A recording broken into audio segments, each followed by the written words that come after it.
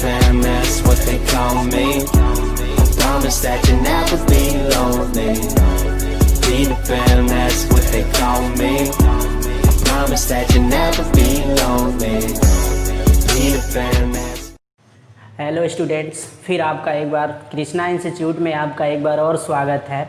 हम लोग class 10th का साइंस में पहला चैप्टर हम लोग पढ़ रहे थे, रासायनिक अभिक्रियाएं एवं उनके प्रकार। जितने भी रासायनिक अभिक्रिया होते हैं और उनके प्रकार होते हैं उनके बारे में ही हम लोग पढ़ रहे थे। पिछले वीडियो में आप लोग को योगात्मक अभिक्रिया, प्रतिस्थापन अभिक्रिया, अनुत्क्रमणीय अभिक्रिया, उत्क्रमणीय अभिक्रिया और अपघटन अभिक्रिया के बारे में आंशिक रूप से आप लोग को बता दिया गया था। आज हम फिर से अपघटन अभिक्रिया से क्या करेंगे, शुरुआत करेंगे। अपघटन अभिक्रिया किसे कहते हैं? अपघटन अभिक्रिया का इंग्लिश आप लोग को बताया था हम पिछले वीडियो में। अपघटन अभिक्रिया को डीकम्पोजिशन रिएक्शन के नाम से क्या किया जाता है, जाना जाता है। Decomposition reaction.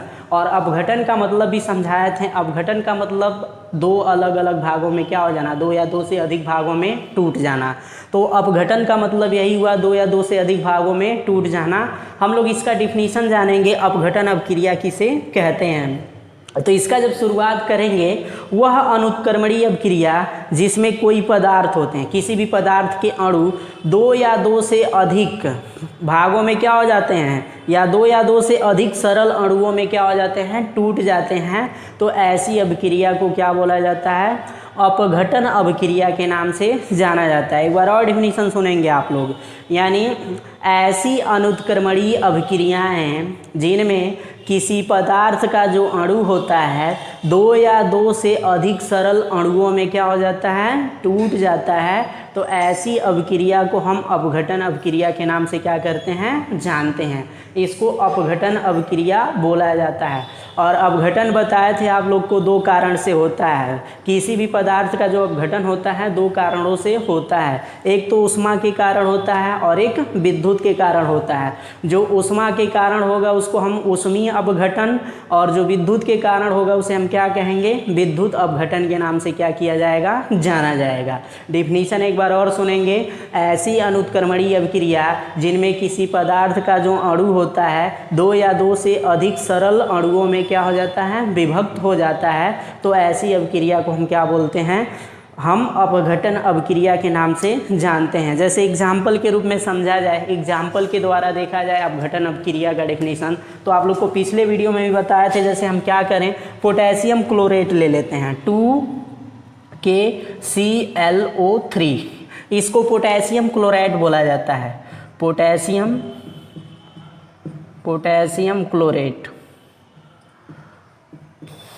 ये पोटेशियम क्लोरेट है। इसको जैसे ही हम उष्मा देंगे, क्या दिया जाएगा, जैसे ही हम उष्मा देंगे, उष्मा देते ही इसका क्या हो जाएगा, अपघटन हो जाएगा। और अपघटन होने के बाद ये potassium chloride 2KCl + 3O2 oxygen में क्या हो जाएगा, टूट जाएगा। इसको पोटेशियम क्लोराइड बोला जाएगा।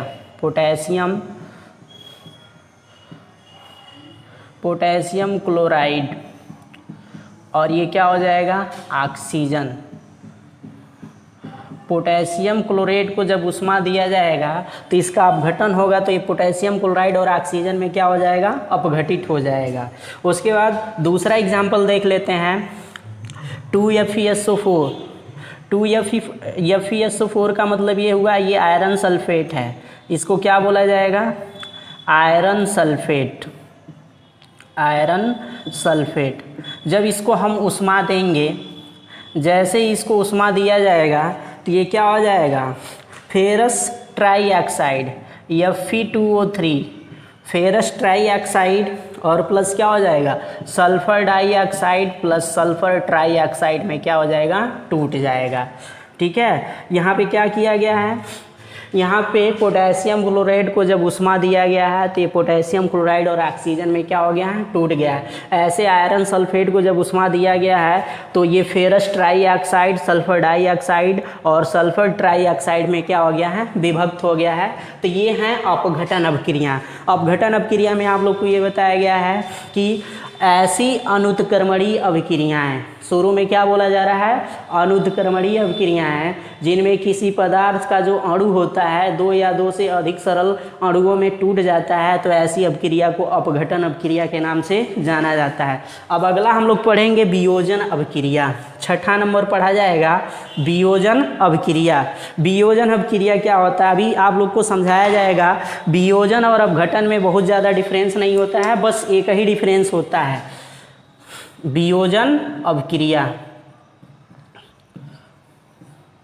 वियोजन अभिक्रिया, वियोजन अभिक्रिया। देखिए अपघटन और वियोजन दोनों ऊष्मा और वैद्युत के कारण ये होते हैं। ये अपघटन भी ऊष्मा और विद्युत के कारण होता है और वियोजन भी क्या होते हैं, ऊष्मा और विद्युत के कारण होते हैं। बस डिफरेंस ये होता है कि जो अपघटन अभिक्रिया होता है वो अनुत्क्रमणीय अभिक्रिया होता है, जबकि जो वियोजन अभिक्रिया होते हैं क्या होते हैं, उत्क्रमणीय अभिक्रिया के कैटेगरी के अंतर्गत आते हैं, या ये वियोजन अभिक्रिया है जो उत्क्रमणीय अभिक्रिया होते हैं उनके अंतर्गत क्या होते हैं, आते हैं। बस यही अंतर होता है कि जो अपघटन अभिक्रिया होते हैं अनुत्क्रमणीय अभिक्रिया होते हैं, यानी इससे जब यहाँ पे क्या होगा, अभिकारक से उत्पाद बन जाएगा तो हम उत्पादों से फिर अभिकारक को प्राप्त नहीं कर सकते हैं। जबकि वियोजन अभिक्रिया में अगर अभिकारक से उत्पाद बन जा रहा है ना, तो उत्पाद से हम पुनः अभिकारक को क्या कर सकते हैं, प्राप्त कर सकते हैं। तो यही अंतर होता है अपघटन और वियोजन में।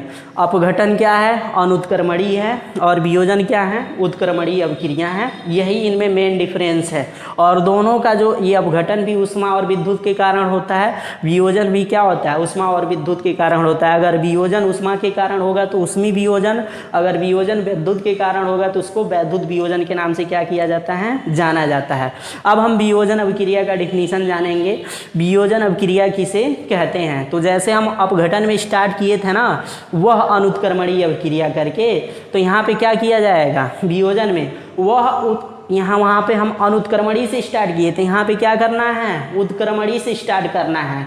यानी वह उत्क्रमणीय अभिक्रिया जिसमें किसी पदार्थ के अणु दो या दो से अधिक सरल अणुओं में क्या हो जाते हैं, टूट जाते हैं या सरल अणुओं में विभाजित हो जाते हैं, तो उन्हें क्या कहा जाता है, वियोजन अभिक्रिया के नाम से क्या किया जाता है, जाना जाता है। ऐसी अभिक्रियाओं को हम वियोजन अभिक्रिया कहते हैं।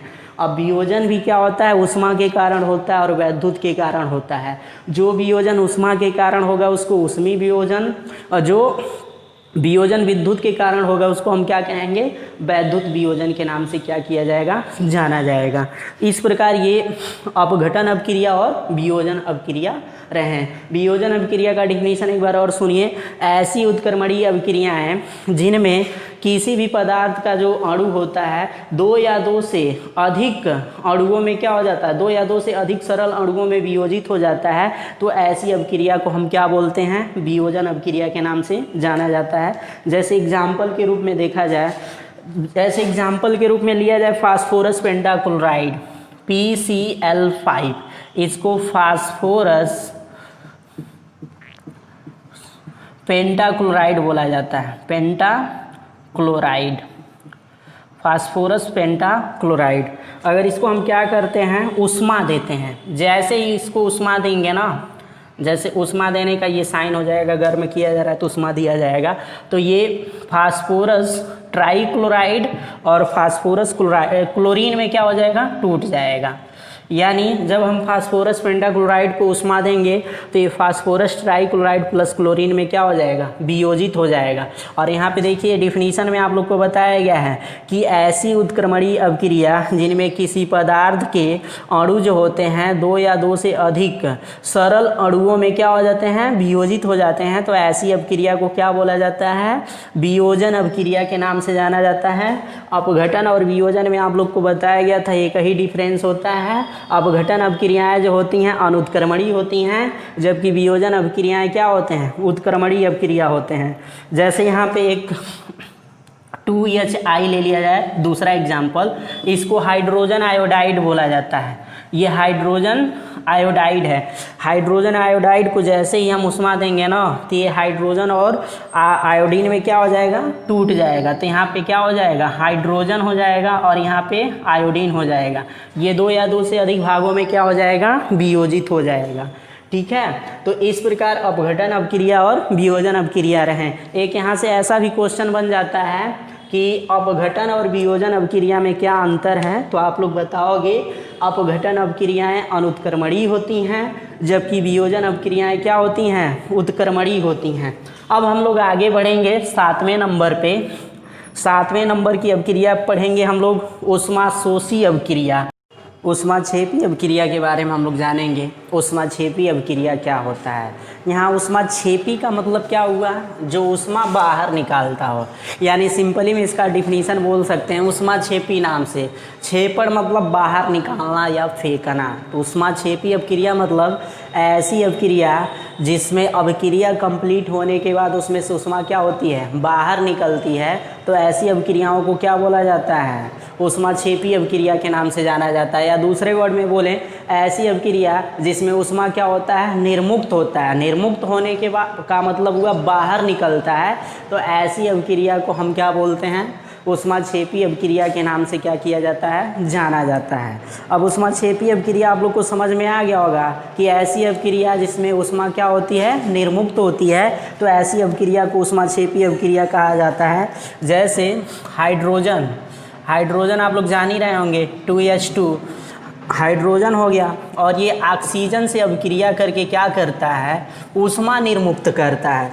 जब यहाँ जल का निर्माण होता है 2H2O, तो यहाँ से प्लस क्या होता है, 136.8 किलो कैलोरी ऊष्मा क्या होता है, निर्मुक्त होता है। किलो कैलोरी ऊष्मा निर्मुक्त होता है। निर्मुक्त होने का मतलब बाहर निकलता है। यानी ऐसी अपक्रियाएं जिसमें ऊष्मा निर्मुक्त होती है वो क्या कहलाता है, ऊष्माक्षेपी अपक्रिया कहलाता है। जैसे हाइड्रोजन ऑक्सीजन से अपक्रिया करके जल का निर्माण किया है और उसके साथ साथ 136.8 किलो कैलोरी ऊष्मा को क्या किया है, बाहर निकाला है। ऐसे ही कार्बन और ऑक्सीजन आपस में अपक्रिया करके क्या करते हैं, कार्बन डाइऑक्साइड का क्या करते हैं, निर्माण करते हैं। कार्बन डाइऑक्साइड का जब निर्माण होता है तो इसमें 94 किलो कैलोरी, सिंपली बोल सकते हैं 94 किलो कैलोरी ऊष्मा बाहर क्या होती है, निकलती है। तो ये दोनों जो उदाहरण हैं ये ऊष्माक्षेपी अपक्रिया के क्या हैं, उदाहरण हैं। यानी ऊष्माक्षेपी अपक्रिया में आप लोग को बताया गया ऐसी अपक्रिया जिसमें ऊष्मा क्या होता है, निर्मुक्त होता है, बाहर निकलता है। ऐसी अपक्रिया को ऊष्माक्षेपी अपक्रिया के नाम से जाना जाता है। अब हम आते हैं अगला नंबर पे, ऊष्माशोषी अपक्रिया। ऊष्माशोषी अपक्रिया किसको बोला जाता है, ऊष्माशोषी अभिक्रिया। यहाँ शोषी का मतलब सिंपल सी बात है अवशोषण करना। अवशोषण करने का मतलब ग्रहण करना। तो इसको सिंपल बोल सकते हैं ऐसी अपक्रिया जिसमें ऊष्मा अवशोषित होती है, या जो ऊष्मा का क्या होता है, खपत होता है, बाहर न निकाल करके ये क्या करता है और अपने अंदर लेता है। तो ऐसी अपक्रिया को ऊष्माशोषी अपक्रिया के नाम से क्या किया जाता है, जाना जाता है।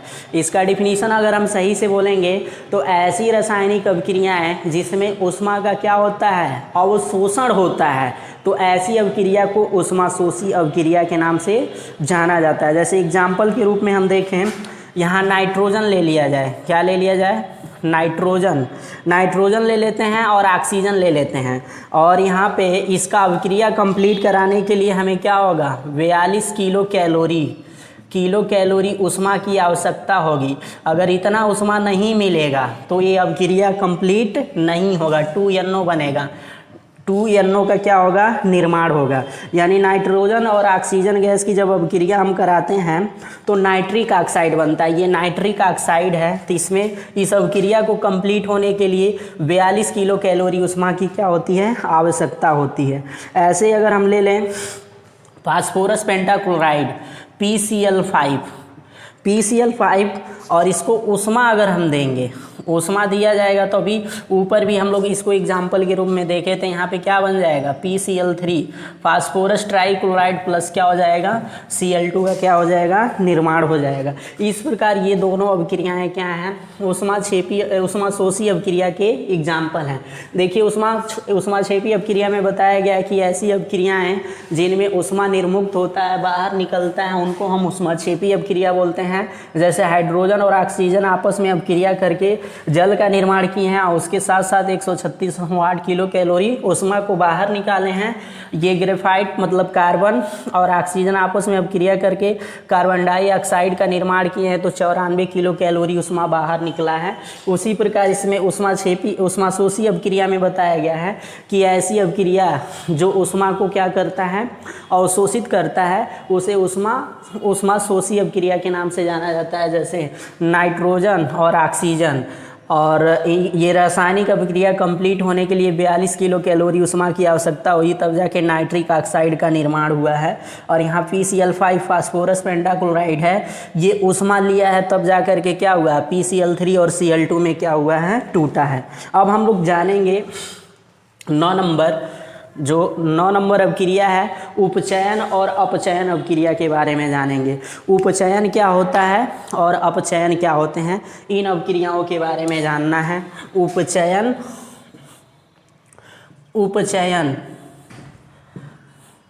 और अपचयन अभिक्रिया, उपचयन और अपचयन अभिक्रिया, इनके बारे में जाना जाएगा। उपचयन क्या होता है और अपचयन क्या होता है। उपचयन और अपचयन अभिक्रियाओं के बारे में हमें जानना है। उपचयन क्या होते हैं और अपचयन, तो सिंपल सी बात है, देखिए जिस पदार्थ में अगर ऑक्सीजन की क्या हो, वृद्धि हो, किसी भी पदार्थ में अगर ऑक्सीजन की वृद्धि होगी तो क्या होगा, उपचयन। यानी उपचयन अभिक्रिया ऐसी अभिक्रिया होती है जिसमें जिसमें पदार्थों में क्या होता है, ऑक्सीजन में वृद्धि होता है। और उपचयन अभिक्रिया ऐसा होता है जिसमें ऑक्सीजन की क्या होती है, कमी होती है। तो जिन अभिक्रियाओं में अगर ऑक्सीजन की वृद्धि होती है तो उसे उपचयन अभिक्रिया के नाम से जाना जाता है, और जिन अभिक्रियाओं में ऑक्सीजन की क्या होती है, कमी होती है, उन्हें उपचयन अभिक्रिया के नाम से क्या किया जाता है, जाना जाता है। ठीक है, डिफिनीशन समझ में आया।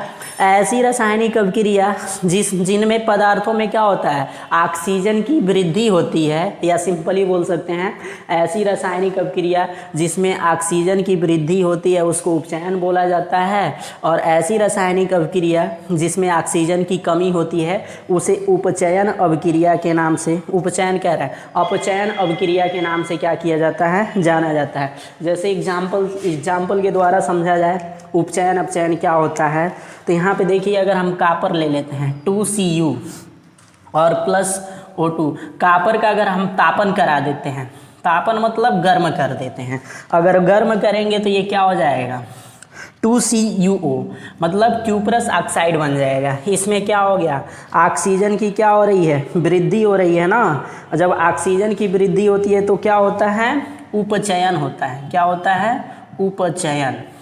इसमें ऑक्सीजन की वृद्धि होने से इसमें क्या हो रहा है, उपचयन हो रहा है। फिर यदि इसी पदार्थ को ले लेते हैं क्यूप्रस ऑक्साइड को 2CuO, इसको हम क्या कर रहे हैं, गर्म करके इस पे हाइड्रोजन गैस को क्या किया जा रहा है, प्रवाहित किया जा रहा है। अगर क्यूप्रस ऑक्साइड पे हम क्या कर रहे हैं, गर्म करके इस पे हाइड्रोजन गैस प्रवाहित कर रहे हैं, तो इसमें क्या होता है, कापर अलग हो जाता है और इसमें से हाइड्रोजन क्या हो जाता है, अलग हो जाता है। हाइड्रोजन अलग होकर के H2O, तो यहाँ पे क्या, पहले अभिक्रिया में ऑक्सीजन में क्या हुई है, वृद्धि। ऑक्सीजन में वृद्धि होगा तो क्या होगा, उपचयन, और ऑक्सीजन में कमी होगी तब क्या होगा, अपचयन। इसमें देखिए कापर में क्या हुआ है, ऑक्सीजन की कमी हो गई है तो ये अपचयन हो गए। इस प्रकार ये अपचयन और उपचयन अभिक्रिया हो गए। एक बार और डिफिनीशन समझेंगे, उपचयन किसे कहते हैं और अपचयन किसे कहते हैं। तो इसमें आप लोग को बताया गया है कि ऐसी अभिक्रिया जिसमें ऑक्सीजन की क्या हो, वृद्धि हो। जिसमें ऑक्सीजन का वृद्धि होगा वहाँ पे क्या होगा, उपचयन होगा। जिस भी पदार्थ में ऑक्सीजन अगर बढ़ गया तो उस पदार्थ का क्या हुआ है, उपचयन हुआ है। और जिस पदार्थ में ऑक्सीजन की कमी हो गई वहाँ पे क्या हुआ है, अपचयन हो गया है। तो ये रहे उपचयन और अपचयन अभिक्रियाएँ। अब ये इस चैप्टर का क्या लास्ट टॉपिक है, एक होता है रेडॉक्स अभिक्रिया। रेडॉक्स अभिक्रिया किसे बोला जाता है, तो सिंपल सा डिफिनीशन है, ऐसी अभिक्रिया जिसमें उपचयन और अपचयन दोनों अभिक्रियाएं क्या हों, साथ साथ हों। ऐसी अभिक्रियाएं जिसमें उपचयन और अपचयन दोनों साथ साथ हों तो ऐसी अभिक्रिया को क्या बोला जाता है, रेडॉक्स अभिक्रिया के नाम से क्या किया जाता है, जाना जाता है। तो ये आपके सिलेबस में थोड़ा सा इसका डिफिनीशन बस दिया हुआ है, तो डिफिनीशन आप लोग को समझा दे रहे हैं। ऐसी रासायनिक अभिक्रियाएं जिसमें उपचयन और अपचयन अभिक्रियाएं दोनों क्या होती हों, साथ साथ होती हों, तो ऐसी अभिक्रिया को हम रेडॉक्स अभिक्रिया के नाम से जानते हैं। ठीक है दोस्तों, अब क्या किया जाएगा, ये चैप्टर आज ख़त्म हो गया। इस चैप्टर का आप लोग को PDF फाइल जल्दी उपलब्ध करा दिया जाएगा, जिससे आप लोग फेयर कॉपी बना करके पूरे चैप्टर का नोट्स क्या कर सकते हैं, आप लिख सकते हैं, नोट्स बना लेंगे। और इस चैप्टर में जो भी क्वेश्चन आंसर है इसके बारे में डिस्कस नेक्स्ट वीडियो में हम लोग कर लेंगे। Thank you, have a nice day.